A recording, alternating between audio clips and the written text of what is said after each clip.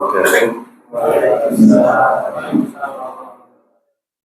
الحمد لله نحمده ونستعينه ونستغفره ونتوب إليه ونعوذ بالله من شرور أنفسنا ومن سيئات أعمالنا من يهده الله فلا مضل له ومن يضلل فلا هادي له أشهد أن لا إله إلا الله وحده لا شريك له وأشهد أن محمدا عبده ورسوله صلى الله عليه وعلى آله وصحبه ومن اهتدى بهداه واقتفى أثره إلى يوم الدين وسلم تسليما كثيرا. أما بعد، معاشر المسلمين والmuslimat, hadirin hadirat jamaah Musalla Al-Ihsan yang semoga senantiasa di dalam lindungan Allah Subhanahu wa Ta'ala.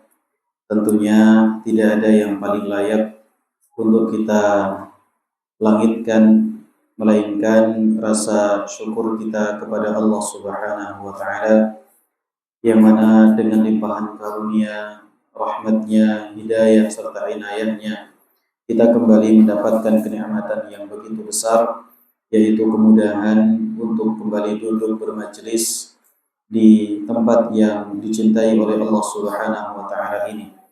Salawat beserta salam semoga senantiasa tercurah limpahkan kepada Nabi kita Muhammad sallallahu alaihi wasallam,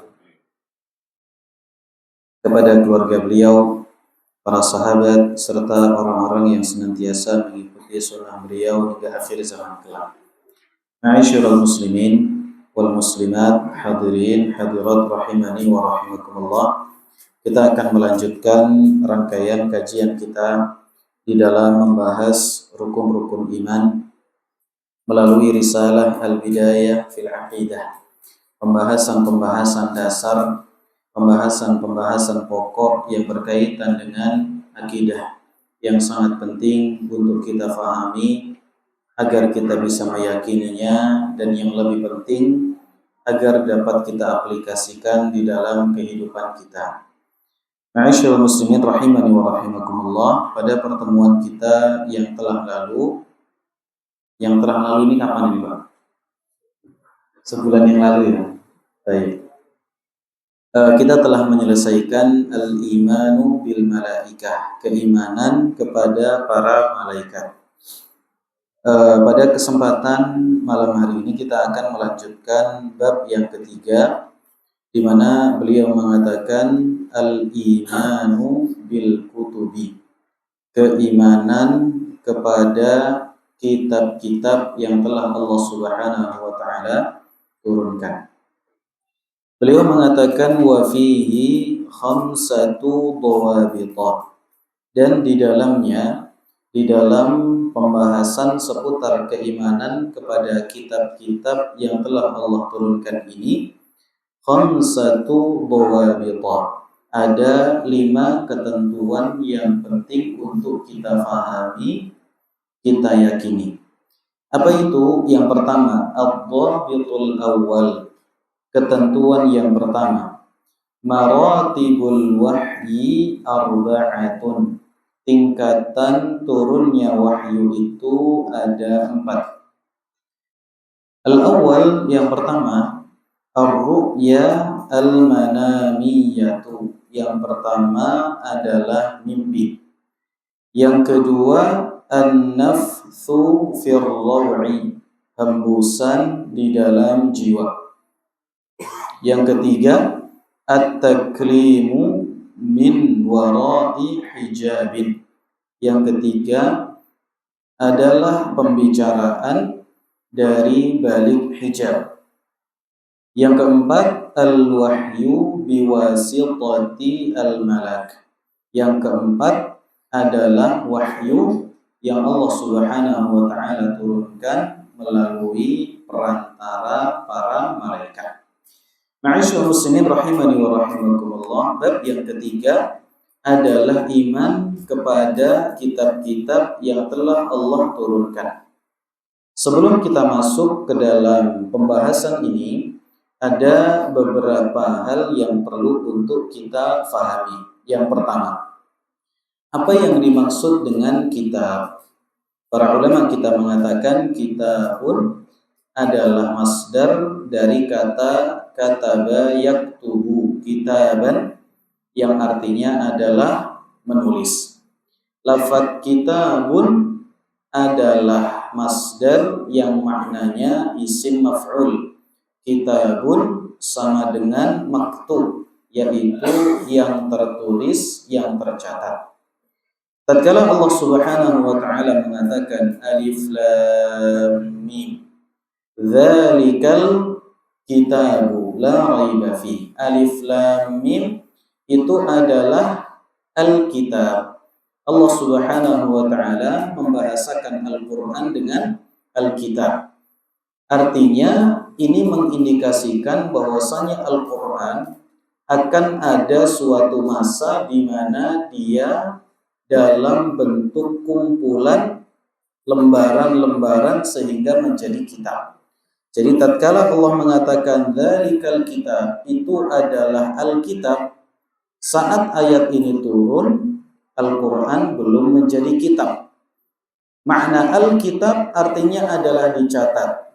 Penyebutan Al-Qur'an dengan kitab mengindikasikan bahwa salah satu di antara hikmah Allah akan menjadikan Al-Quran itu sebagai satu kitab.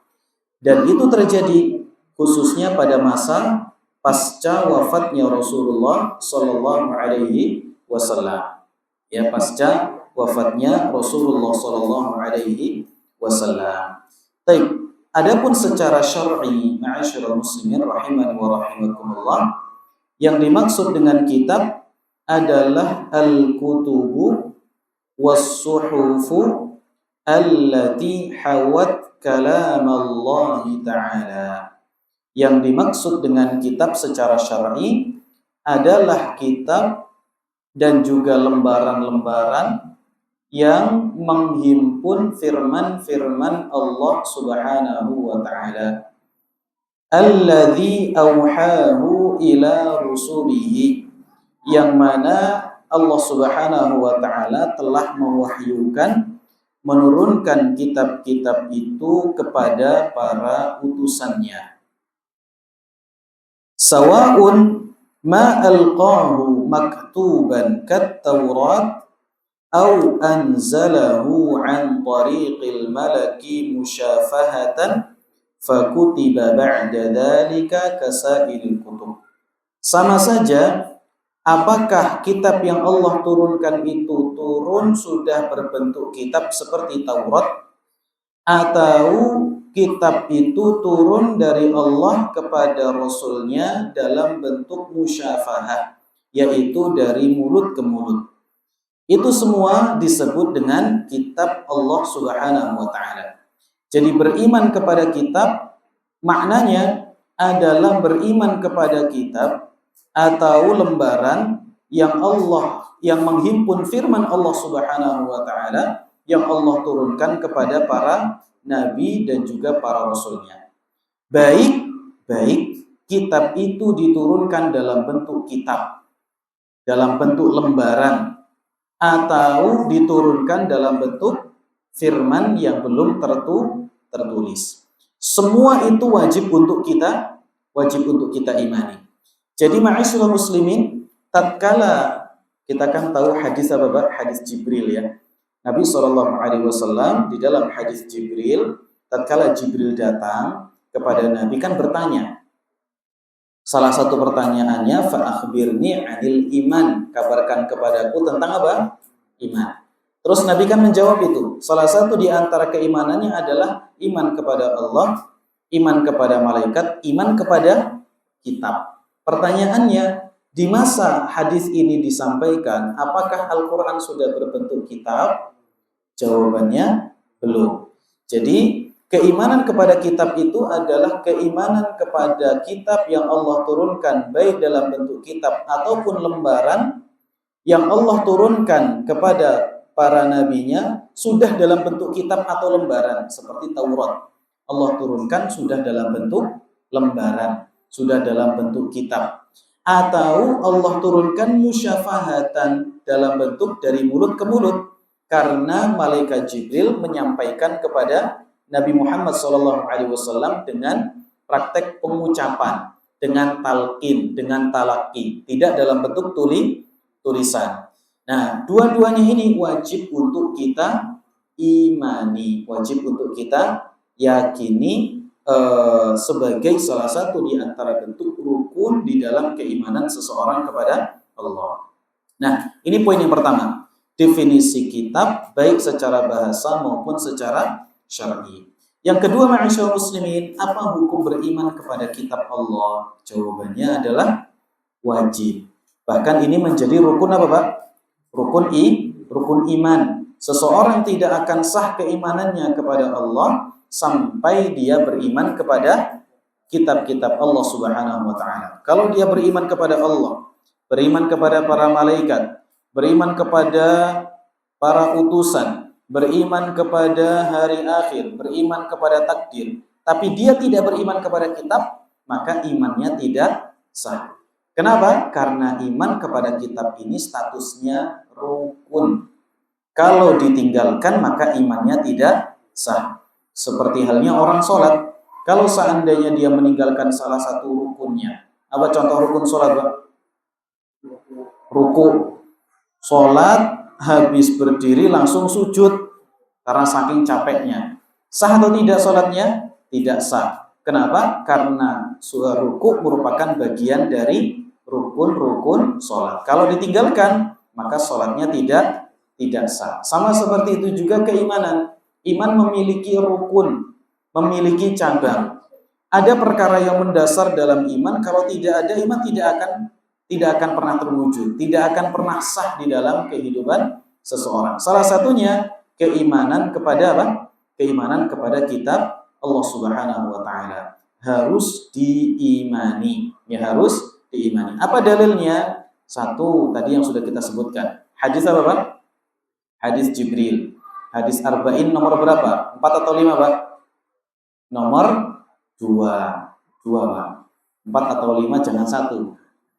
2. Ya, dari hadis yang kedua. Yang kedua dalilnya adalah surat Al-Baqarah. Tatkala Allah Subhanahu wa taala mengatakan laisal birra an tuwallu wujuhakum qibala al-masyriqi wal maghrib. ولكن البر من آمن بالله واليوم الآخر والملائكة والكتاب والنبيين. Bukanlah kebaikan itu hanya sekedar seseorang menghadapkan wajahnya ke arah timur atau ke arah barat. Akan tetapi kebaikan yang sebenarnya itu adalah orang-orang yang beriman kepada Allah, beriman kepada hari akhir, beriman kepada para malaikat, beriman kepada kitab, dan juga beriman kepada para nabi. Ini menjadi salah satu di antara dalil tentang wajibnya atau status rukunnya keimanan kepada kitab-kitab Allah Subhanahu wa taala. Ini ma'asyiral muslimin rahimani wa rahimakumullah, 2 poin pembuka tentang keimanan kepada kitab-kitab Allah Subhanahu wa taala. Dan penyebutan lafaz kitab di sini tidak beriman kepada Al-Qur'an saja, tapi beriman kepada Al-Kutub, yaitu kitab-kitab. Berarti yang harus kita imani 1, 2 atau 5? 1, 2 atau 4? Jawabannya semua kitab. Ya, jawabannya semua kitab. 4 saja sah atau tidak? Belum sah. Harus kita imani semuanya. Nanti kita sebutkan biidznillah. Kita lanjutkan. Di dalam ketentuan yang pertama, beliau mengatakan maratibul wahyi arba'atun. Tingkatan-tingkatan wahyu ada 4. Ya, tingkatan-tingkatan wahyu ada 4. Apa yang dimaksud dengan wahyu? Wahyu secara bahasa kata para ulama, al-i'lamu al-khafiyyu as-sari'. Pemberitahuan yang khafi, yang tersembunyi, as-sari' yang bersifat cepat. Itu adalah apa, Pak? Wahyu. Jadi wahyu itu adalah tatkala seseorang menyampaikan kepada pihak yang lain dengan cara yang tersembunyi dan juga cepat, ya, dengan cara yang tersembunyi dan juga cepat. Itu adalah wahyu. Nah, para ulama kita memahami wahyu itu dengan dua pemahaman. Yang pertama, wahyu dipahami dengan perbuatannya. Proses transfer informasi dengan cara tersembunyi dan cepat itu adalah disebut wahyu. Seseorang yang melakukan proses transfer data, transfer info kepada pihak yang lain dengan cara tersembunyi dan cepat, ini disebut mewahyukan. Ya, mewahyukan. Yang kedua, wahyu difahami dengan sesuatu yang ditransfer. Jadi wahyu itu bisa difahami dengan dua, perbuatan proses transfernya, yang kedua data yang ditransfer. Itu dua-duanya bisa disebut wahyu. Contoh misalnya, anak di sini, Pak Maman, kita ini lagi ujian. Nah, lagi apa? Lagi ujian. Anak nulis jawaban. Semua peserta nggak ada yang lihat kita karena kita di mana? Di belakang. Pengawas di depan. Pas lihat nggak ada orang, ini namanya apa, Pak? Proses ana mewahyukan kepada Pak Maman. Jangan diangkat jadi nabi, Pak. Tidak terpenuhi. Baik. Ini perbuatan ana namanya apa? Auha. Ana mentransfer informasi dengan cara cepat dan tersembunyi. Ini namanya wahyu. Ini pemahaman yang pertama. Perbuatan ana adalah mewahyukan. Disebut wahyu. Yang kedua adalah berita yang ana informasikan kepada Pak Maman. Apa tadi, Pak? Kunci jawabannya. Kunci jawaban yang ana berikan kepada Pak Maman, ini namanya ana memberikan wahyu. Ya, ana memberikan apa? Bisa atau tidak kita berikan wahyu ini, Pak? Bisa atau tidak berarti? Nah. Secara apa, Pak? Secara bahasa, ya, secara bahasa. Al-i'lamu al-khafiyyu as-sari. Pemberian informasi dengan cara cepat dan tersembunyi. Ini namanya apa? Ini namanya wahyu. Baik.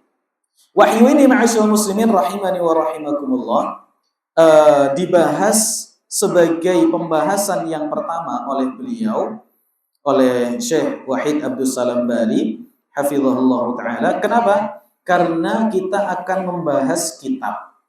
Kitab itu yang Allah turunkan kepada umat manusia yang harus kita imani adalah kitab yang menghimpun apa? Menghimpun firman-firman Allah Subhanahu wa ta'ala. Adapun kitab secara mutlak tidak wajib untuk kita imani. Wajibkah kita beriman kepada kitab matematika, kitab biologi? Tidak. Yang kita harus untuk mengimaninya adalah kitab secara syar'i, yaitu yang menghimpun kalam Allah Subhanahu wa ta'ala. Nah, proses Pak, Allah memberikan kepada nabinya kitab atau Allah menurunkan wahyu kepada nabinya, ini adalah satu proses yang terjadi begitu cepat dan tidak diketahui oleh banyak manusia. Yang mengetahui siapa? Allah, malaikat Jibril, dan tentunya Nabi, kemudian Nabi yang akan mendapatkan wahyu. Jadi sifatnya itu cepat. Kemudian yang kedua tersembunyi. Tidak semua orang mengetahui prosesnya. Maka disebut apa? Wahyu. Ini kita harus dudukkan sebagai pembahasan dasar terlebih dahulu. Makanya beliau membahas wahyu sebelum beliau membahas keimanan kepada kitab-kitab Allah Subhanahu wa ta'ala. Baik, wahyu yang Allah Subhanahu wa ta'ala turunkan kepada para nabi itu ada 4 modelnya. Yang pertama apa, Pak? Ar-ru'ya al-manamiyah. Apa artinya ar-ru'ya al-manamiyah? Mimpi saat tidur. Ya, mimpi saat tidur ini menjadi salah satu di antara muqaddimah wahyu dari para nabi. Jadi setiap orang yang akan diangkat menjadi nabi, pasti dia akan melalui fase. Selama 6 bulan, dia akan banyak bermimpi, supaya memperkuat hatinya tatkala akan diangkat oleh Allah menjadi seorang nabi. Nah, meskipun demikian, mimpi ini ma'asyiral muslimin, para ulama kita mengatakan ada kalanya mimpi itu sebelum diangkat menjadi nabi, ada kalanya pasca diangkat menjadi nabi. Yang tadi sudah kita sebutkan, mimpi sebelum menjadi nabi itu adalah mimpi yang bersifat muqaddimah, pemanasan sebelum menjadi apa, Pak? Sebelum menjadi nabi. Dan demikianlah yang dirasakan oleh Nabi kita Muhammad SAW dalam sebuah hadis. Ibunda Aisyah radhiyallahu taala anha, beliau mengatakan, awwalu ma budi'a bihi Rasulullah sallallahu alaihi wasallam ar-ru'ya minal wahyi ar-ru'ya as-salihatu fin naum. Ya, ar-ru'ya as-salihatu fin naum. Pertama yang menjadi muqaddimah dari Rasulullah sallallahu alaihi wasallam, yang didapatkan oleh Rasulullah SAW dari wahyu ini adalah ar-ru'ya as-salihatu fin naum, yaitu mimpi yang benar di saat kondisi tidur. Jadi tatkala tidur bermimpi. Ini menunjukkan bahwa Nabi bermimpi atau tidak, Pak? Bermimpi. Hanya mimpinya para nabi itu apa, Pak? Wahyu, ya. Baik. Fakana la yara ru'ya illa ja'at mithla falaqis subhi. Maka tidaklah Nabi SAW melihat mimpi kecuali mimpinya itu seperti cahaya yang datang di waktu subuh, berarti di ufuk timur. Ada cahaya yang membentang di ufuk timur. Itu mimpinya siapa? Nabi SAW sebagai muqaddimah sebelum beliau menjadi wahyu. Kalau kita di dalam mimpi melihat wahyu, bisa atau tidak, Pak? Ya. Melihat wahyu di dalam mimpi bisa atau tidak? Ini lihat saya mimpi lihat wahyu tetangga, ini bisa saja. Adapun kita, mimpi kita tidaklah pernah menjadi apa? Menjadi wahyu. Akan tetapi ada kalanya mimpi seseorang itu bagian dari kabar gembira yang Allah dahulukan. Busyra ajilu busyra mu'min. Seseorang melihat mimpi yang indah yang Allah Subhanahu wa taala berikan kepadanya, itu merupakan bagian dari kebaikan. Baik, ma'asyiral muslimin rahimani wa rahimakumullah, ini adalah yang pertama, yaitu ar-ru'ya al-manamiyah, wahyu dalam bentuk mimpi. Ini dilakukan ini didapatkan, diperoleh dan dirasakan oleh semua para nabi tanpa terkecuali. Siapapun nabi yang akan diangkat menjadi nabi pasti akan dipersiapkan oleh Allah secara mentalnya, secara fisiknya, dan yang lain sebagainya, dengan cara salah satu diantaranya adalah dengan apa? Dengan melihat mimpi yang benar sebelum menjadi nabi. Siapa contoh nabi yang melihat mimpi, Pak? Yang Allah Subhanahu wa taala ceritakan sebelum menjadi nabi, ada mimpinya terlebih dahulu. Nabi Yusuf alaihi salatu wassalam. Sebelum diangkat menjadi nabi, beliau melihat mimpi. Di mimpi beliau melihat apa, Pak?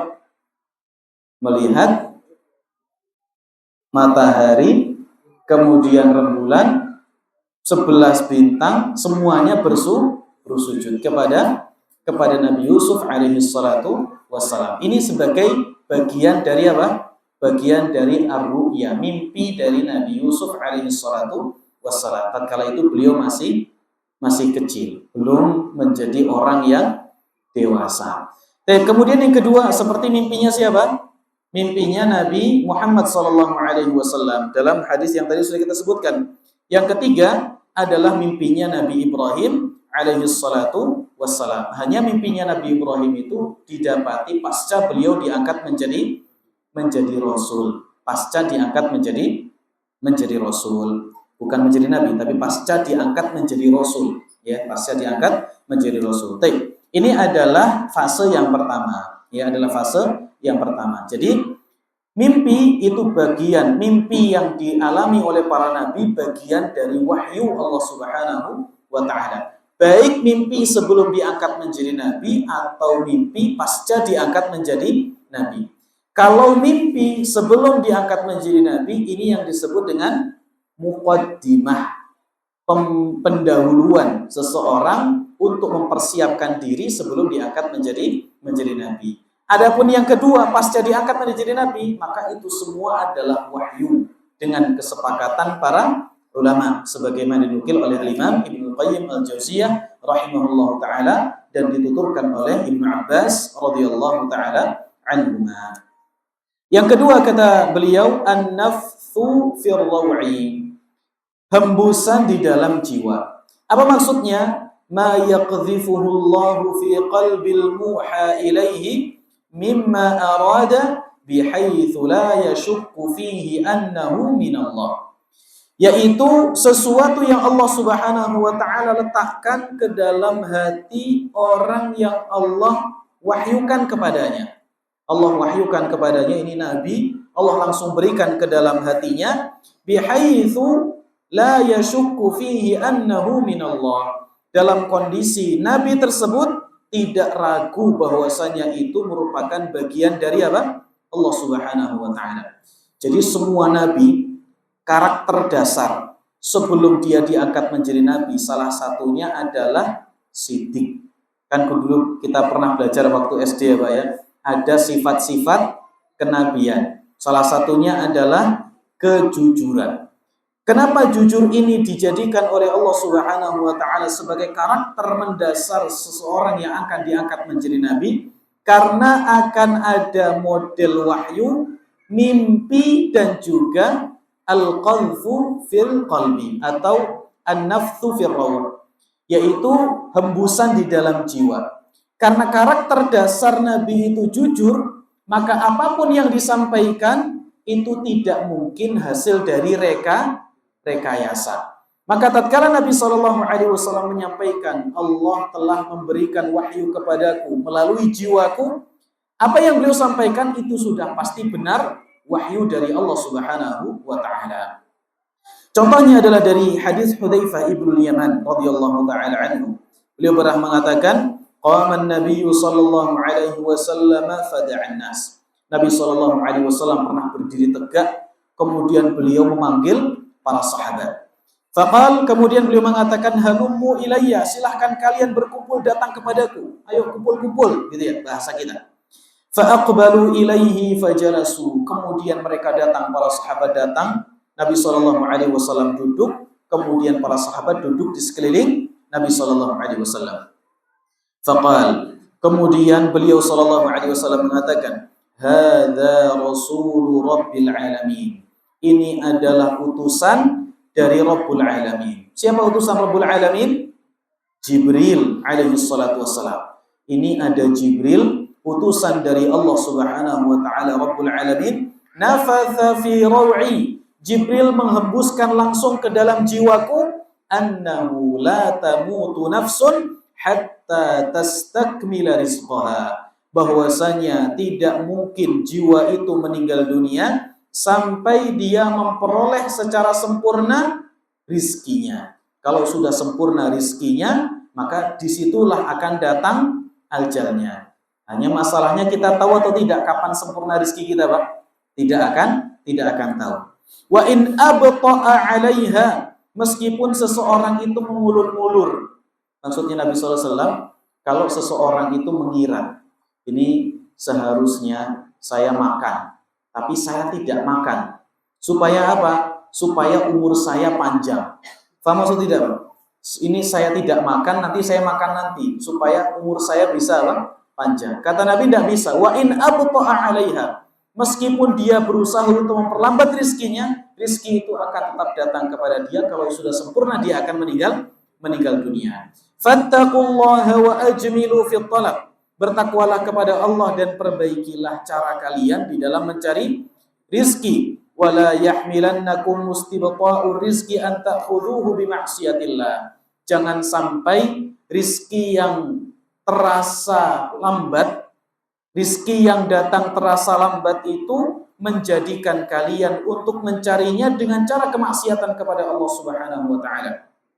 Fa innallaha la yunalu ma 'indahu illa bi ta'ati. Sebab sesungguhnya Allah Subhanahu wa taala tidak akan pernah diperoleh karunia yang ada di sisinya kecuali dengan ketaatan kepada Allah Subhanahu wa taala. Hadis yang sahih diriwayatkan oleh Al-Bazzar dan yang lain sebagainya dalam musnadnya Al-Bahruz Zakhar.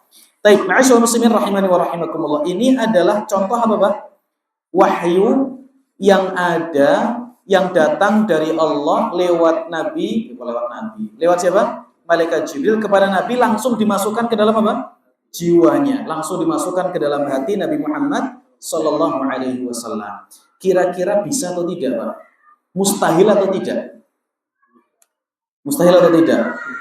Kalau kita bicara akal naluri kita dengan kondisi zaman kita yang sekarang ini sudah maju, Pak. Hal semacam ini tentunya tidak akan menjadikan kita ragu bahwa ini sudah apa? Benar-benar bisa terjadi.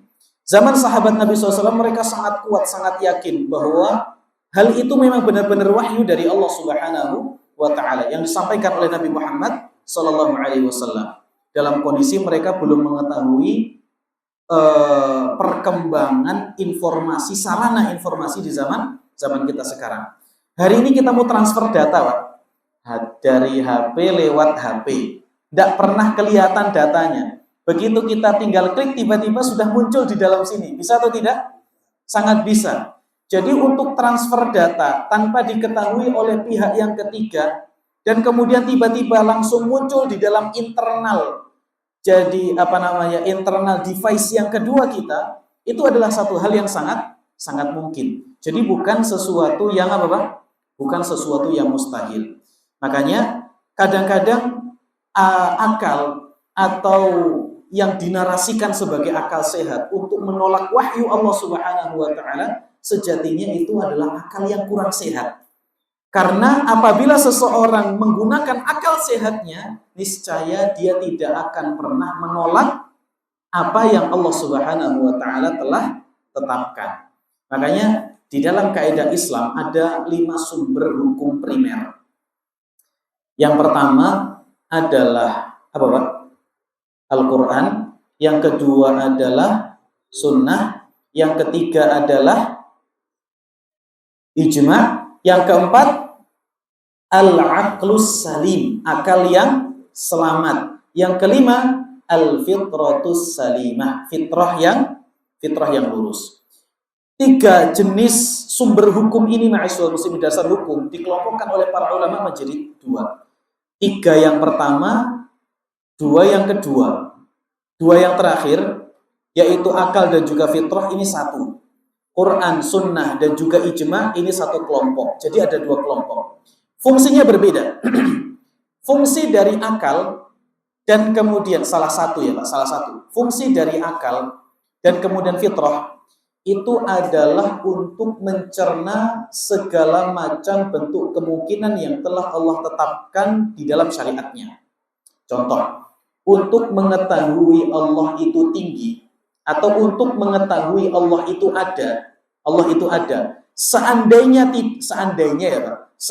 tidak ada Quran, tidak ada sunnah, tidak ada ijma', maka akal dan fitrah itu sudah cukup untuk mengetahui Allah itu ada. Sudah cukup. Akan tetapi navigasi perjalanan menuju Allah tidak mungkin hanya dengan akal dan juga dengan fitrah. Harus ada Quran, sunnah, dan juga ijma'. Jadi yang akan menghantarkan seseorang peta navigasi kita menuju Allah Subhanahu wa taala itu harus dengan Quran, sunnah, dan ijma'. Adapun untuk verifikasi bahwa saya di sana ada Tuhan yang menciptakan alam semesta, akal yang lurus dan fitrah yang lurus itu sudah cukup. Bisa difahami, Pak? Apalagi ternyata selain akal dan fitrah dikuatkan dengan dalil Quran, dalil sunnah, dan kesepakatan para ulama. Ini sudah menjadi dalil yang sangat kuat ya tentang penetapan seseorang terhadap adanya wujud Allah Subhanahu wa taala. Jadi artinya al-aqlus salim la yu'aridun naqlas sahih.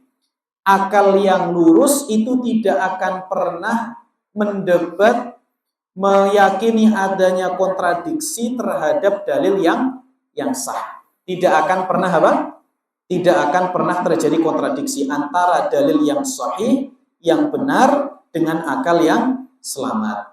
Makanya di antara kitabnya Syekhul Islam, namanya apa? Dar'u ta'arudil aqli wan naql. Menolak adanya kontradiksi antara akal dan juga naql, yaitu dalil Quran, sunnah, dan juga ijma'. Ya. Kalau seandainya terjadi kontradiksi, maka sebenarnya kontradiksi itu terjadi di alam akal kita. Adapun secara real dalil Quran dan sunnah, selama dua-duanya sahih dan tidak mansuh, maka tidak ada kontradiksi di dalamnya. Kalau seandainya ada, maka kemungkinan yang pertama kita yang belum memahaminya. Yang kedua, bisa jadi dalil tersebut salah satunya adalah dalil yang telah dinasakh, dalil yang telah dihapus hukumnya dan digantikan dengan hukum yang baru.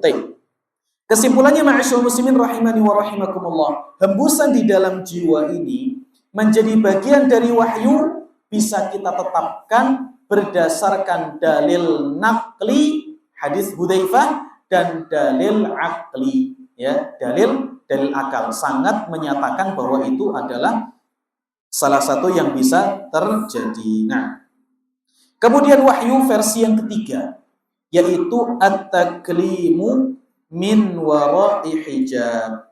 Pembicaraan, Allah mengajak bicara utusannya, baik itu nabi atau rasul, dari balik hijab. Siapa yang pernah diajak bicara oleh Allah Subhanahu wa taala? Satu, Nabi Musa alaihi salatu wassalam. Makanya Nabi Musa disebut dengan apa? Kalimur Rahman, kalimullah. Nabi yang diajak bicara oleh Allah Subhanahu wa taala. Siapa lagi, Pak? Nabi Muhammad sallallahu alaihi wasallam diajak bicara oleh Allah Subhanahu wa taala. Dalam posisi apa, Pak? Allah mengajak bicara Nabi Muhammad dalam posisi Mi'raj. Allah Subhanahu wa taala mengangkat Nabi Muhammad sampai ke As-Sidratu Al-Muntaha. Kemudian turunlah syariat salat 5 waktu. Itu semua terjadi antara Allah dengan Nabi Muhammad, tapi min wara'i hijab, dari balik tirai. Apa tirainya di situ, Pak? Cahaya. Kata Nabi SAW, nurun anna arah. Ada cahaya yang sangat menyilaukan, yang saya tidak bisa melihat apa yang ada di hadapan saya. Ini apa? Contoh Allah berbicara. Siapa lagi, Pak? Udah dua ini saja ya? Dua ini saja, apa? Ada yang lain? Jawabannya, Nabi Adam alaihi salatu wassalam juga diajak bicara oleh Allah Subhanahu wa taala. Wa qulna ya Adamu uskun anta wa zawjukal jannah. Wa qulna ya Adamu uskun anta. Wahai Adam, dan kami berkata, wahai Adam, tinggallah kamu bersama istrimu di surga. Ini Allah mengajak bicara kepada siapa? Kepada Nabi Adam alaihi salatu wassalam.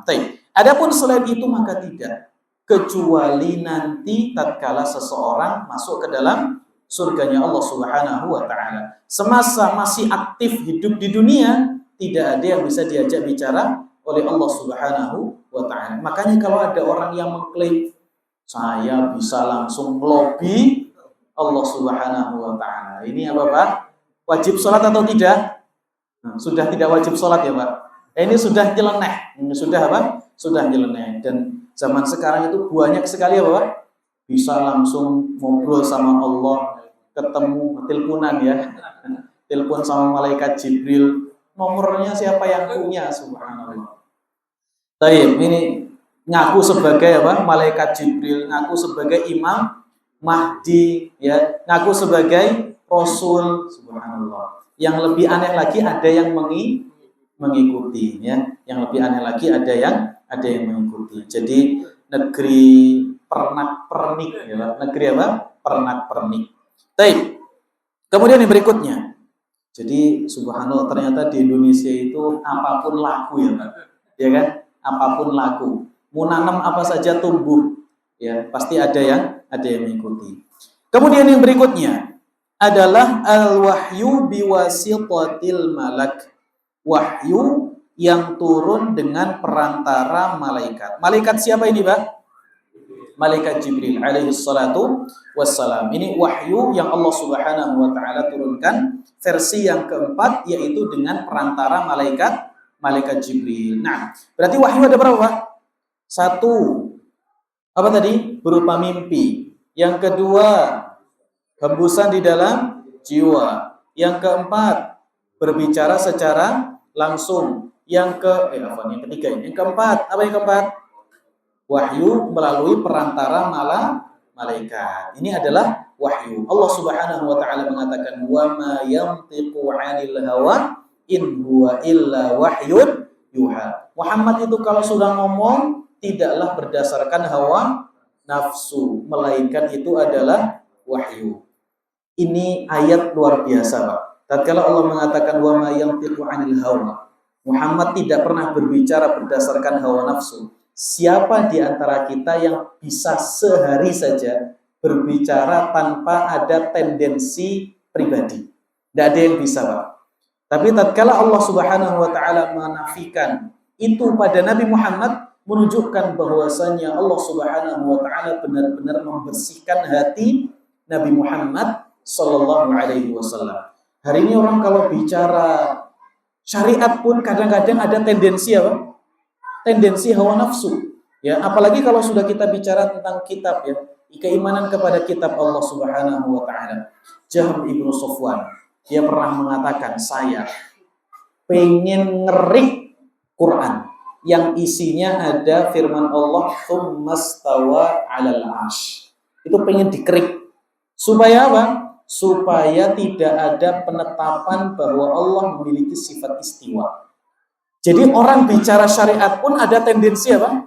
Hawa nafsu. Itu yang nanti dibahas oleh para ulama. Ada orang yang beriman kepada sebagian kitab dan beriman kepada kitab yang lainnya meskipun dia orang yang mengaku muslim. Jadi keimanan kepada sebagian kitab, kufur kepada kitab yang lain, itu bisa terjadi di antara kitab dan bisa terjadi di satu kitab. Orang yang mengaku muslim, imannya tentunya dia menjadikan patokan barometer utamanya adalah Al-Quran. Ada orang-orang itu yang beriman kepada sebagian Quran dan mengkufuri sebagian Quran yang lainnya. Contohnya Jahm ibnu Safwan. Dia menolak semua sifat-sifat Allah Subhanahu wa taala. Semua sifat Allah ditolak oleh Jahm ibnu Safwan. Bahkan ekstremis dari Jahmiyah mengatakan bahwasanya semua nama Allah tidak memiliki sifat. Itu adalah nama yang kosong dari sifat. Ya, nama yang kosong dari apa? Dari sifat. Sehingga tidak jauh bedanya dengan apa? Dengan manusia. Manusia itu adalah nama yang memiliki sifat, akan tetapi implementasinya di dalam kehidupan kadang-kadang nihil. Kan begitu, Pak? Misalnya, anak ini namanya apa? Usama. Usama apa artinya, Pak? Apa artinya Usama? Singa. Berakot, Pak. Tapi nyatanya dalam kehidupan anak berakot atau tidak? Tergantung. Kalau daging ya harus apa? Berakot, gitu ya. Baik. Ada orang namanya Soleh. Maaf ini, Pak. Yang namanya Soleh ini, Pak. Soleh ada maknanya atau tidak? Ada loh, Pak. Soleh ada maknanya. Implementasi dalam kehidupan. Orangnya soleh atau tidak, Pak? Jangan tidak tuh. Ada yang soleh, ada yang tidak. Gitu. Langsung gini. Mohon maaf ini, Pak, yang namanya jadi namanya soleh, Pak. Bukan. Siapa yang mau tak jadikan contoh namanya? Baik. Ada orang namanya Mutakin, gitu, Pak. Apa makna mutakin? Ada maknanya, ya tidak? Maknanya ada. Nama manusia saja ada maknanya. Orang-orang Jahmiyah mengatakan nama Allah adalah nama yang kosong dari sifat. Ini kan luar biasa. Kedurhakaan yang sangat besar. Jadi kalau mereka ketemu sifat-sifat Allah dalam Al-Quran, mereka akan dari awal menolaknya. Akan mereka tolak semaksimal mungkin. Bahkan Jahm bin Safwan, dia mengatakan, saya pengen ngerik itu Al-Quran. Saya pengen apa? Pengen ngerik Al-Quran supaya Ar-Rahman 'alal 'arsy istawa itu dihilangkan dari apa? Dari Al-Qur'anul Karim. Supaya enggak ada penetapan Allah beristiwa di atas arsy. Ada lagi yang mengatakan saya pengen untuk ganti harokat Quran itu. Wa kallamallahu, pengen dia rubah itu harokatnya jadi apa? Fathah. Wa kallamallaha. karena dia tidak ingin menetapkan sifat kalam bagi Allah Subhanahu wa taala. Ini namanya beriman kepada sebagian Al-Qur'an dan kufur kepada sebagian Quran yang lainnya. Sudah tadi, Pak? Belum. Adzan atau bukan itu? Jangan-jangan pemanasan. Adzan ya? Adzan benar? Kita adzan terlebih dahulu. Sallallahu alaihi wasallam.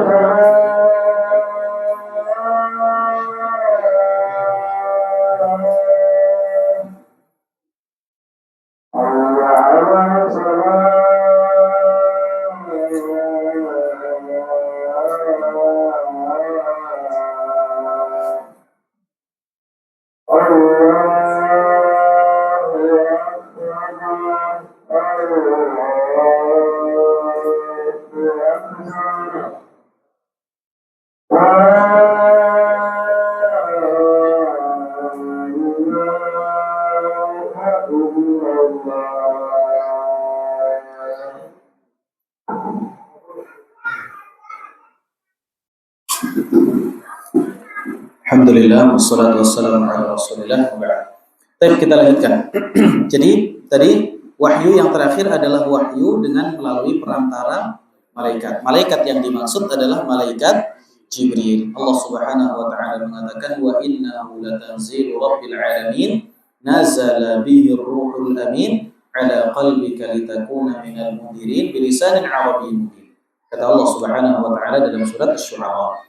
Wa innahu, dan sesungguhnya Al-Quran itu latanzilu rabbil alamin, adalah sesuatu yang diturunkan dari Allah Subhanahu wa taala Rabbul alamin, nazala bihi ruhul amin, yang telah menurunkannya yaitu siapa? Ar-Ruh, yaitu malaikat Jibril. Al-Amin adalah sosok yang benar-benar memiliki sifat amanah, yaitu adalah malaikat Jibril alaihi salam.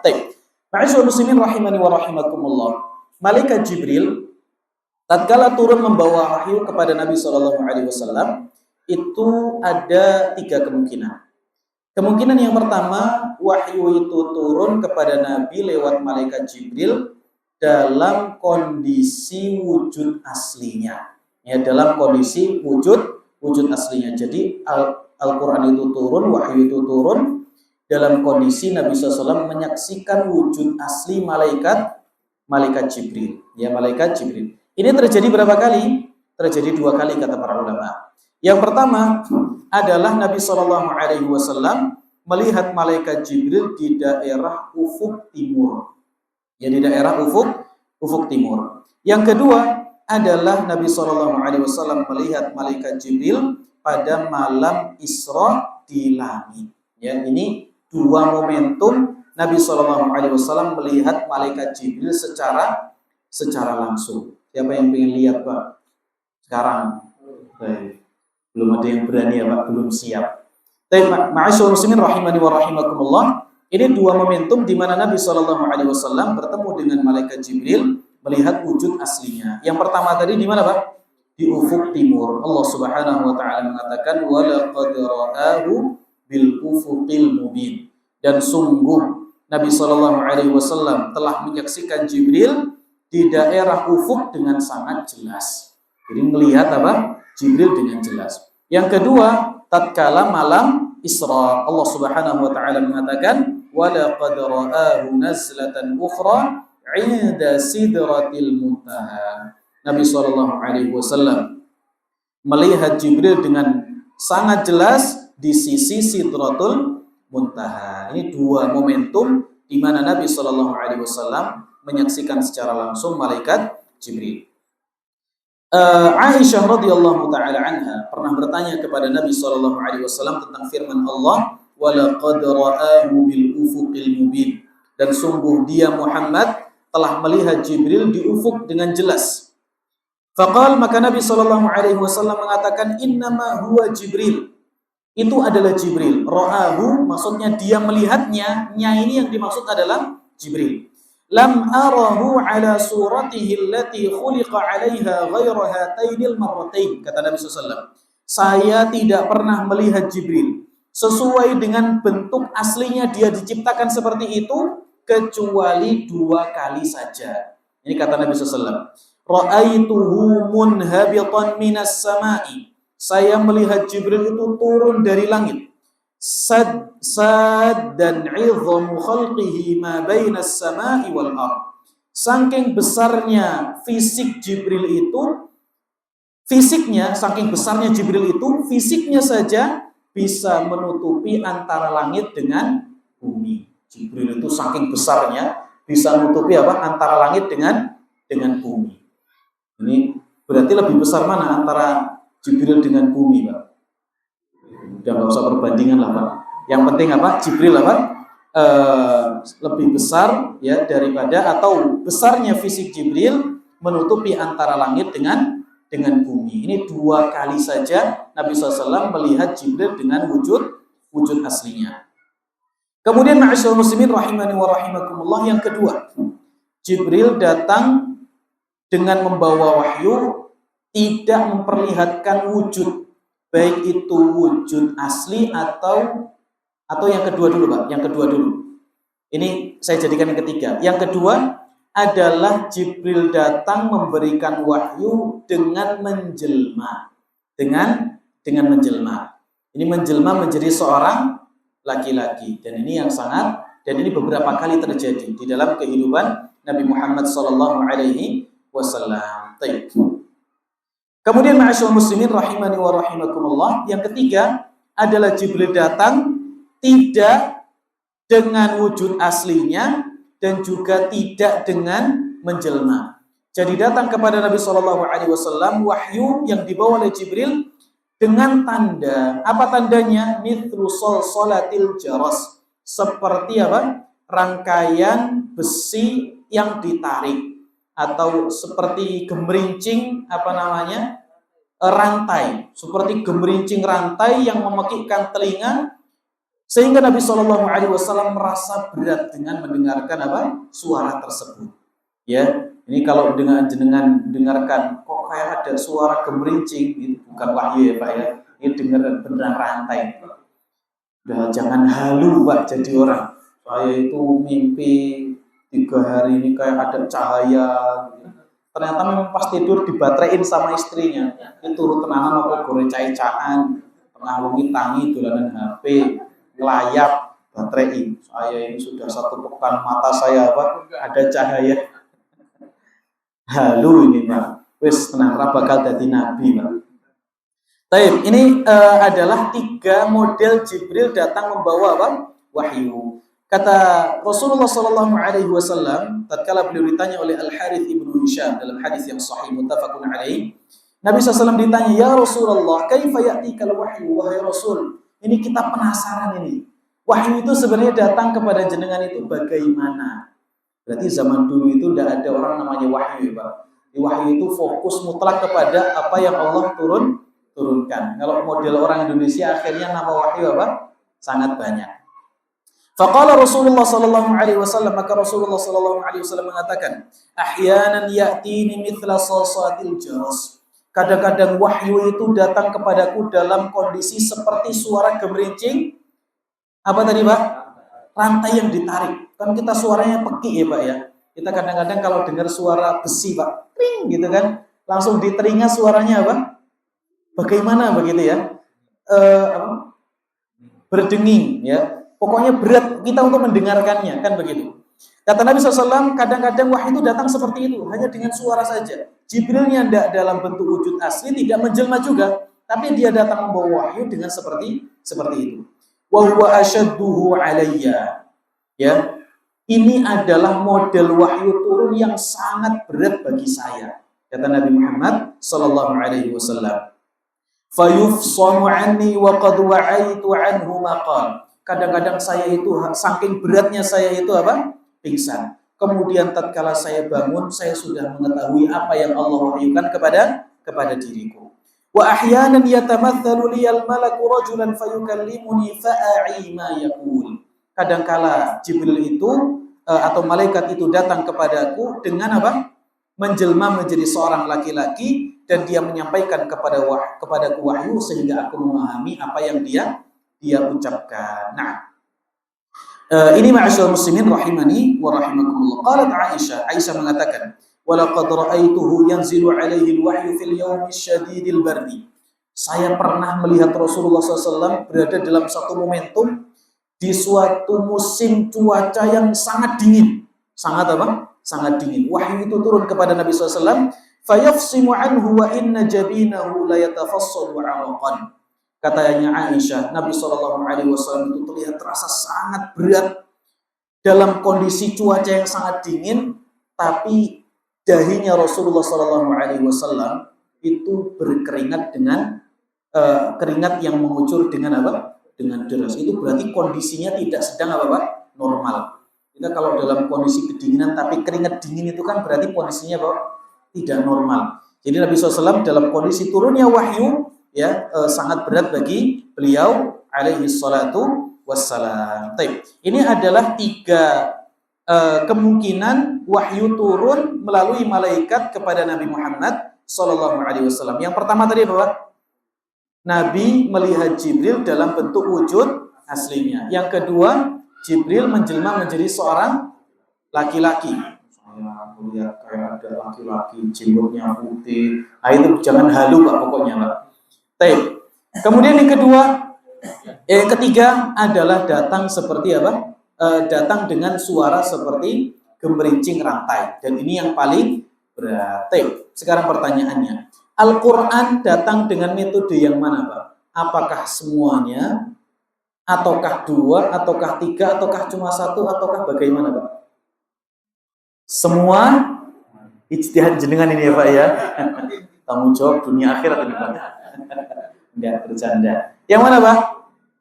Kata para ulama, Al-Quran tidak datang kecuali yang terakhir, yaitu dengan perantara malaikat. Jadi tidak ada ayat Al-Quran yang turun dalam bentuk tidur atau langsung hembusan dalam jiwa atau apa tadi yang ketiga Pak? Apa tadi yang ketiga Pak? Taklimi wara'i hijab itu tidak ada. Jadi Al-Quran itu hanya datang lewat apa? Perantara malaikat. Jadi setiap Allah ingin mewahyukan kepada Nabi SAW, pasti di situ mewahyukan Al-Quran maksudnya ya, pasti di situ melalui perantara malaikat Jibril alaihi salatu wassalam.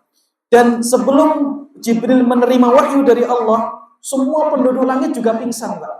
Semua penduduk langit saking beratnya firman Allah Subhanahu wa taala, tidak ada satupun penduduk langit yang kuat untuk menerima wahyu tersebut. Makanya Allah mengatakan inna sanulqi 'alaika qaulan tsaqila. Kami akan berikan kepadamu satu ucapan yang sangat berat. Semua penduduk langit pingsan. yang pertama kali bangun adalah Jibril, satu makhluk yang sangat kokoh, sangat besar dengan 600 sayapnya. Bayangkan Pak, dengan fisik yang sangat besar. Itu yang pertama kali apa? Bangun. Mereka mengatakan, "Madza qala rabbukum?" Apa yang difirmankan oleh Rabb kalian? Qalul haq. Rabb kita berfirman dengan ucapan yang hak, ucapan yang benar. Baru kemudian turun kepada Nabi Muhammad SAW dalam kondisi ucapan itu sangat apa Pak? Berat. Maka sangat layak Nabi SAW itu sangat apa? Merasa berat. Zaid bin Thabit radhiyallahu taala anhu pernah suatu ketika pahanya beliau itu di bawah pahanya Nabi Muhammad SAW dalam kondisi wahyu itu turun, ternyata seolah-olah beliau ditimpa sesuatu yang sangat berat sampai pahanya itu hampir-hampir mau patah. Subhanallah, hampir-hampir pahanya mau patah. Saking beratnya wahyu yang diterima oleh Nabi SAW. Baru kemudian dari Nabi disampaikan kepada manusia sudah menjadi wahyu yang ringan, mudah dihafalkan, mudah diucapkan, mudah untuk didengarkan. Itu semuanya adalah apa? Adalah wahyu, memiliki unsur tsaqil, berat dari Allah Subhanahu wa taala. Ini adalah wahyu. Jadi semua ayat Al-Qur'an, meskipun ada khilaf dalam surat Al-Kautsar ya. Ada khilaf tentang surat Al-Kautsar disebutkan oleh Imam Suyuti dalam Al-Itqan. Khilaf tentang surat Al-Kautsar, apakah ini lewat mimpi ataukah tidak? Jumhur para ulama mengatakan tidak. Yang ini diwahyukan oleh Allah yaqdhah, dalam kondisi beliau tersadar, ya, tersadar, tidak dalam kondisi mimpi. Jadi semua wahyu berupa Al-Qur'an datang dalam kondisi sadar dan juga melalui perantara malaikat Jibril. Adapun hadis Nabi SAW bisa dengan salah satu dari tiga, bisa salah satu dari empat. Bisa jadi itu mimpi, bisa jadi itu hembusan di dalam jiwa, bisa jadi itu pembicaraan dari balik hijab, bisa jadi lewat perantara malaikat. Ini semuanya wahyu berupa apa? Wahyu sunnah, hadisnya Nabi Muhammad sallallahu alaihi wasallam. Jadi wahyu itu banyak. Termasuk di antara wahyu adalah kitab-kitab Allah Subhanahu wa taala. Jadi wahyu Allah itu bukan hanya apa? Bukan hanya Al-Qur'an saja, tapi wahyu Allah Subhanahu wa taala sangat banyak. Yang penting intinya wahyu itu adalah al-i'lamul khafiyyus sari', informasi yang Allah berikan kepada para nabi dengan cara cepat dan juga tersembunyi dalam bentuk syariatnya. Itu semuanya adalah wahyu. Termasuk di antara wahyu adalah kitab-kitab yang Allah Subhanahu wa taala turunkan. Masih kuat atau sudah ngantuk, Pak? Masih kuat ya? Musim tua kuat, Pak. Bismillah, Pak. Kita lanjutkan. Ad-dhabitut tsani. Sudah sebulan ini enggak ngaji ya, Pak. Seharusnya sampai jam 10 ya, Pak. Kan qadha ya, Pak. Mengqadha sesuatu yang kita lewatkan. Ad-dhabitut tsani, ketentuan yang kedua. Ini proses transfer ya Pak, transfer ilmu. Al-imanu bil kutubil lati anzalaha Allah ala rusulihi ijmalan wa tafsila. Beriman kepada semua kitab-kitab Allah Subhanahu wa taala yang Allah Subhanahu wa taala turunkan kitab-kitab tersebut atas para rasulnya ijmalan wa tafsila, secara umum dan juga secara global dan juga secara terperinci. Apa maksudnya? Maksudnya kita meyakini bahwa setiap rasul, setiap nabi diturunkan kitab oleh Allah kepada mereka. Ini harus kita yakini dengan seyakin-yakinnya. Jadi al-iman bil kutub, iman kepada kitab-kitab Allah seperti yang tadi sudah kita sebutkan di awal ya. Ya, beliau mengatakan al-iman bil kutub, iman kepada kitab-kitab. Ini bukan hanya kepada 4 kitab saja, tapi kita meyakini Allah menurunkan banyak sekali kitab, yang mana kitab-kitab tersebut Allah turunkan kepada para utusannya, ya, kepada para utusannya. Kemudian wa tafsilan, berikutnya adalah iman secara terperinci. Maksudnya Allah menurunkan kitab, ada di antara kitab itu yang disebutkan namanya dan disebutkan siapa yang dituju dengan kitab tersebut. Yang masyhur berapa tadi, Pak? Kita hitung dulu, Pak. Satu, yang pertama adalah Al-Quran, diturunkan kepada Nabi Muhammad. Yang kedua adalah Taurat, diturunkan kepada Nabi Musa apa Isa? Nah, coba yang berpendapat Nabi Musa siapa Pak? Yang berpendapat Nabi Isa? Satu. Baik, yang benar mana Pak? Musa alaihi salatu wassalam. Injil, pokoknya untuk bedakannya Pak, Taurat itu ada wawunya, kan gitu ya? Taurat ada wawunya, berarti nabinya Nabi Musa. Terus Injil ada yaknya, Injil, berarti untuk Nabi Isa. Kemudian yang terakhir, yang keempat adalah Zabur untuk Nabi Daud alaihi salatu wassalam. Kemudian yang terima adalah Suhuf, yaitu Nabi Ibrahim. Yang keenam, suhufnya Nabi Musa alaihi salatu wassalam. Keimanan kepada suhuf ini wajib atau tidak, Pak? Wajib atau tidak?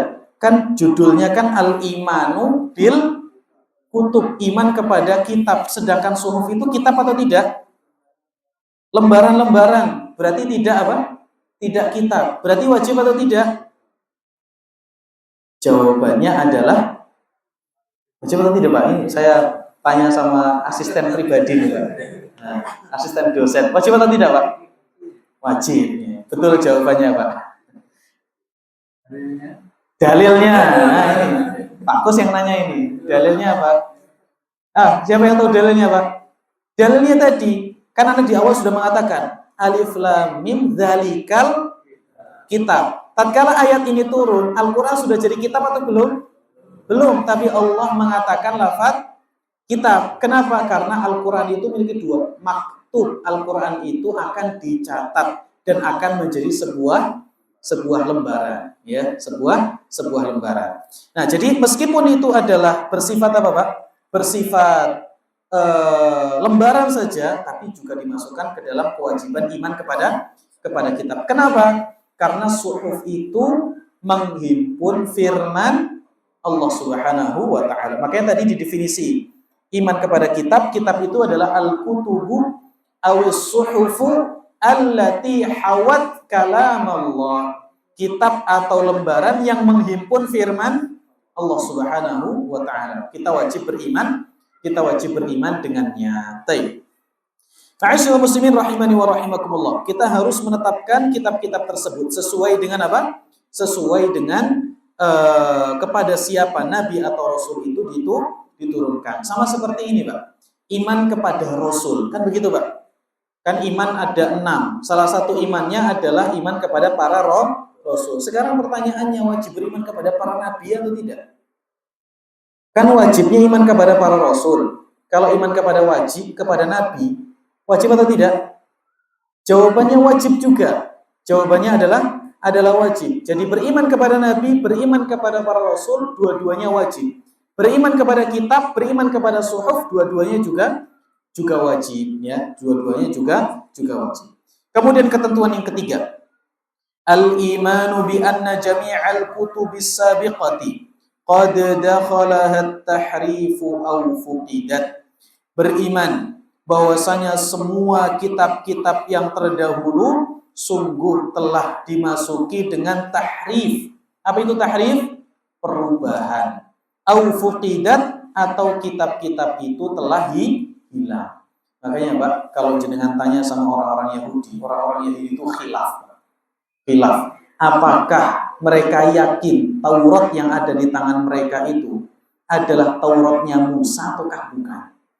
Ada khilaf di kalangan mereka. Pendapat pertama mengatakan iya, pendapat kedua mengatakan tidak. Bahkan jumhur orang Yahudi mengatakan tidak. Jadi Taurat mereka sekarang itu menurut mereka dalam kajian perbandingan agama menyatakan bahwasanya kitab-kitab itu adalah kitab Taurat yang ada di zaman mereka sekarang adalah Taurat yang tidak pernah mereka jumpai dari Nabi Musa. Karena Nabi Musa alaihissalam begitu mendapatkan Taurat disimpan. Nabi Musa alaihissalam tahu umat beliau itu bandel-bandel. Disimpan supaya tidak dihancurkan, supaya tidak dirubah-rubah. Makanya yang tahu Taurat itu hanya murid-murid khususnya Nabi Musa alaihissalam. Salah satunya Uzair. Makanya tatkala Nabi Musa, dulu pernah saya ceritakan ya, Pak, bagaimana Taurat itu bisa muncul ke permukaan setelah Nabi Musa itu wafat. Kemudian umat-umatnya Nabi Musa alaihi salatu wassalam dihancurkan, ya. Kemudian tidak ada yang tersisa kecuali Uzair. Uzair itu sebenarnya umatnya Nabi Musa alaihi salatu wassalam, murid khususnya Nabi Musa alaihi salatu wassalam yang hafal Taurat. Taurat itu benar-benar dihafal oleh siapa? Oleh Uzair. Dari awal sampai dengan akhir. Ini satu-satunya apa? Yang menghafal Taurat. Beda dengan umatnya Nabi Muhammad SAW. Banyak yang menghafal Quran. Contohnya kan kita, Pak. Hafal apa? Quran. Surat Al-Fatihah, surat An-Nas. Lumayan loh, Pak. Lumayan. Baik. Bukhtanasor menghancurkan kerajaan Sulaiman alaihi salatu wassalam. Sulaiman meninggal dunia, tahta kerajaan diambil oleh putranya, akhirnya pecah, terjadilah perang saudara, masuklah Bukhtanasor, menghancurkan kerajaannya Sulaiman, luluh lantah, tidak ada yang tersisa. Ini kisahnya ringkas, Pak. Kemudian salah satu di antara mereka adalah apa? Uzair. Allah kisahkan. Au kalladzi marra ala qaryatin wa hiya khawiyatun ala urushiha. Tatkala Uzair datang dengan apa? Keledainya. Kemudian dia berpikir, subhanallah, kondisi daerah yang sudah sedemikian hancurnya, orangnya sudah meninggal, rumah-rumahnya sudah hancur, tidak terlihat seperti apa? Perkampungan lagi. Apakah mungkin Allah Subhanahu wa taala benar-benar bisa, bukan apakah mungkin. Begitu luar biasanya Allah Subhanahu wa taala dengan penciptaannya yang bisa kembali menghidupkan sesuatu yang telah hancur. Allah Subhanahu wa taala mengatakan fa'amatahu Allahu mi'ata 'amin. Allah mewafatkan dia selama 100 tahun. Tsumma ba'atha, kemudian menghidupkan kembali. Sebagian para ulama kita mengatakan yang dihidupkan kembali pertama kali apa ya, Pak? Matanya dihidupkan supaya dia bisa melihat apa? Semua anggota tubuhnya tersusun lagi menjadi satu. Matanya bisa melihat ini kaki saya, tangan saya, cing gitu ya. Bisa, Pak, melihat dengan tangannya, dengan mata kepalanya. Demikian pula Allah Subhanahu wa taala memperlihatkan tentang keledainya yang sudah hancur. Itu semua Allah Subhanahu wa taala buktikan kepada Uzair untuk menunjukkan tentang betapa besarnya penciptaan Allah Subhanahu wa taala. Kemudian dia pulang ke kampungnya. Setelah pulang ke kampungnya dia tidak sadar ternyata kampungnya sudah berubah. Tinggal ketemu sama cicit-cicitnya saja. Saya adalah buyut kamu gitu ya. Baik, tatkala dia datang ke perkampungannya sudah berubah dan yang lain sebagainya. Orang-orang Yahudi tidak seperti masanya dulu. Akhirnya singkat cerita, mereka mencari Taurat. Tidak ada yang tahu kecuali Uzair, ya. Tatkala itu setelah dicari oleh Uzair karena sudah 100 tahun akhirnya kitab Tauratnya sudah hilang. Kemudian setelah itu Uzair mengatakan, tenang, kalian jangan takut karena saya hafal Taurat. Begitulah katanya Uzair, setelah itu dia imlakkan Taurat, dia sampaikan Taurat kepada Bani Israel. Tatkala dia sampaikan Taurat, muncullah cahaya dari langit, sehingga singkat cerita mereka mengangkat Uzair sebagai putranya Allah Subhanahu wa taala. Ini singkat cerita. Ya, singkat cerita. Makanya orang-orang Yahudi mereka mengklaim bahwasanya Taurat yang mereka jumpai sekarang ini bukanlah dari Nabi Musa alaihissalatu wassalam. Tidak orisinil lagi dari Nabi Musa, melainkan sudah mereka dapatkan dari siapa? Dari Uzair. Itu pun setelah itu mereka akan rubah-rubah kembali. Mereka akan rubah-rubah, mereka akan hilangkan, mereka akan apapun yang mereka tidak sepakat mereka akan buang. Sama seperti itu juga dengan para ruhban, ahli ibadahnya orang-orang Nasrani. Mereka juga rubah, mereka juga hilangkan apa yang ada di dalam Injil. Nah, Allah Subhanahu wa taala mengatakan yuharrifunal kalima an mawadhi'i. Mereka itu adalah orang-orang yang merubah-rubah firman Allah dari posisinya. Yang sepakat dengan hawa nafsu mereka akan tetapkan, yang tidak sesuai dengan hawa nafsu mereka akan rubah, ya, mereka akan hilangkan. Allah Subhanahu wa taala mengatakan afatatma'una ay yu'minu lakum wa qad kana fariqum minhum yasma'una kalam Allah thumma yuharrifunahu min ba'di ma 'aqalu wa hum ya'lamun. Kata Allah Subhanahu wa taala kepada orang-orang yang beriman, wahai orang-orang yang beriman, apakah kalian itu punya keinginan kuat mereka orang-orang Yahudi itu akan beriman, sedangkan mereka adalah orang-orang yang pernah mendengar firman Allah, kemudian mereka merubah-rubahnya setelah mereka memahaminya. Yuharrifunahu min ba'di ma'aqalu. Mereka merubah-rubah Al-Quran, mereka merubah-rubah Taurat setelah mereka faham. Makanya kadang-kadang orang pintar tidak punya hati yang jernih ini bahaya, Pak. Iya, Pak. Ini orang-orang Yahudi itu kasusnya seperti itu. Mereka faham tentang Taurat, tapi ternyata hatinya tidak jernih. Akhirnya mereka merubah-rubah isi Taurat. Wa hum ya'lamun, dalam kondisi mereka itu mengetahui bahwa itu adalah kekeliruan. Ya, ini adalah apa? Adalah penyimpangan yang tentunya harus kita tetapkan bahwasanya kitab-kitab yang telah Allah Subhanahu wa taala turunkan di masa lalu sudah ditahrif, sudah dirubah-rubah. Nah, baik. Kemudian yang terakhir, ma'asyiral muslimin rahimani wa rahimakumullah. Yang terakhir ya. Oh, masih yang keempat. Kita jadikan yang terakhir. Ketentuan yang keempat, Al-Qur'anul Karim. Al-Qur'an Al-Karim. Definisi Al-Qur'an. Huwa kalamullah. Al-Qur'an itu adalah firman Allah Subhanahu wa taala. Ini keyakinan ini tidak disepakati oleh orang-orang Asy'ariyah dan orang-orang Maturidiyah. Hakikat akidah mereka adalah menetapkan bahwasanya Al-Qur'an itu makhluk. Hanya mereka bertaqiyah. Mereka mengatakan Al-Qur'an kalamullah majazan. Al-Qur'an itu adalah kalamullah tapi secara majaz, bukan hakikatnya. Kalau kita telisik akidah-akidah mereka, seharusnya untuk komitmen dengan akidah Asy'ariyah dan Maturidiyah, mereka harus mengatakan Al-Qur'an itu makhluk. Asy'ariyah mengatakan Al-Qur'an adalah ibarah dari firman Allah. Maturidiyah mengatakan Al-Qur'an adalah hikayah dari kalamullah. Dua-duanya sepakat mengatakan Al-Qur'an bukanlah firman Allah Subhanahu wa taala. Karena Asy'ariyah dan Maturidiyah adalah hasil perpanjangan dari Mu'tazilah. Yang mana Mu'tazilah berkeyakinan bahwasanya Al-Qur'an bukanlah firman Allah, Al-Qur'an itu adalah makhluk. Orang Asy'ariyah dan Maturidiyah malu-malu. Akhirnya mereka mengatakan Al-Qur'an firman Allah majazan, secara majazi saja, bukan secara hakikatnya. Tapi kalau sekarang jenengan bilang, Pak, Al-Qur'an ini bukan firman Allah, orang-orang Asy'ariyah marah atau tidak? Marah atau tidak? Marah. Belum lama kasus salah satu kiai yang ada di Indramayu yang punya pondok yang besar, Pak, jujur mengatakan Al-Qur'an ini makhluk, bukan firman Allah. Tapi yang marah siapa, Pak? Yang marah orang-orang Asy'ariyahnya. Seharusnya mereka sadar bahwasanya kelaziman dari akidah mereka adalah menetapkan bahwasanya Al-Qur'an itu bukan firman Allah Subhanahu wa taala. Oleh karena itulah klaim yang mengatakan bahwa kebanyakan umat Islam ini akidahnya Asy'ariyah perlu ditinjau ulang.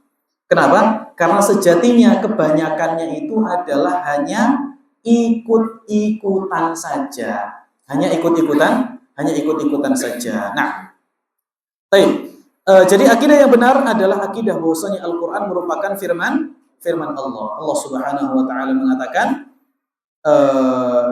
dalam surat At-Taubah, wa in ahadun minal musyrikin istajaraka fa'ajirhu hatta yasma'a kalam Allah. Kalau ada orang kafir meminta perlindungan kepadamu, maka lindungilah dia sampai dia mendengar firman Allah. Mungkinkah dia mendengar langsung firman Allah? Tidak mungkin. Yang dimaksud firman Allah dalam ayat ini adalah Al-Qur'an. Firman Allah, Al-Munazzalu ala Rasulihi sallallahu alaihi wasallam, yang diturunkan kepada Rasulnya, yaitu Nabi Muhammad sallallahu alaihi wasallam, bilafdhihil arabi, dengan lafadznya, yaitu lafadz bahasa Arab. Inna anzalnahu Qur'anan Arabiyyan. Kami sungguh telah menurunkan Al-Qur'an dengan berbahasa Arab. Berarti untuk memahami Al-Qur'an kita butuh untuk memahami bahasa Arab. Baik, dan ini harus, Pak. Ini harus kita usahakan supaya kita bisa memahami Al-Qur'an dengan baik. Hari ini, Pak, jenengan kalau jenengan tahu lah, orang kalau mau kerja di luar negeri, Pak, mau kerja kemana, Pak? Biasanya Jepang, Korea, Taiwan, Arab Saudi, Hong Kong,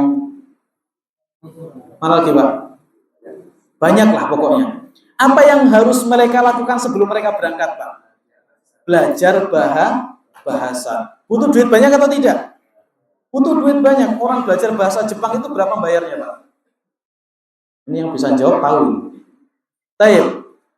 Tentunya harus ada yang harus dia keluarkan. Ya, ini menunjukkan orang mau cari dunia saja, untuk supaya bisa mendapatkan dunia dia harus memahami ucapan lawan bicaranya, harus bisa memahami orang Korea. Orang Korea kalau ngomong gimana Pak? Pokoknya seperti itulah ya. Kita harus paham supaya kita bisa mendapatkan apa Pak? Manfaat. Katanya sebagian orang, man 'arafa lughatal qaumi salima min makrihim. Orang yang tahu bahasa suatu kaum, maka dia akan terselamatkan dari makarnya kaum tersebut. Ini orang Korea cekikian ini Pak. Jenengan juga ikut cekikian, padahal mereka ketawakan jenengan. Bisa terjadi atau tidak? Bisa, sangat bisa. Ya, sangat bisa. Kita sama-sama orang Indonesia. Yang satu ngomong Jawa, cekikian ngomongin orang Lampung. Orang Lampungnya nggak paham bahasa Jawa. Mungkin terjadi atau tidak? Mungkin terjadi. Jadi untuk terhindar dari kemudorotan kita butuh paham bahasa. Untuk mendapatkan manfaat pun juga kita butuh paham bahasa. Maka perlu kita belajar bahasa Arab. Yang mau belajar yang mau pergi ke Cina harus belajar apa? Bahasa Cina. Kita mau memahami Al-Qur'an, kita harus belajar bahasa Arab. Al-muta'abbadu bitilawatihi, yang mana seseorang itu akan dianggap beribadah atau Al-Qur'an itu